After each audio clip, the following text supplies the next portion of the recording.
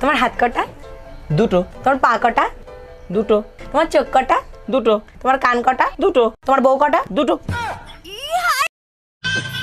আমি জীবনও ভালো হব না, কারণ আমি কখনো খারাপই ছিলাম না। সবাই ভাবে আমি গরিব, কিন্তু না, আমি গরিব নই, আমি তো ভিখারি। পাড়ার এক দাদুকে বললাম থ্যাংক ইউ সো মাচ, আর দাদু শুনলো ট্যাঙ্কের ভেতরে শোল মাছ।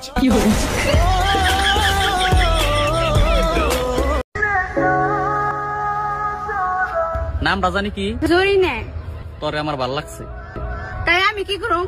সংসার করবি আমার সাথে? এ সুত মারি কাম কর না, দুটি আইছে সংসার চালাবে নিয়ে যা।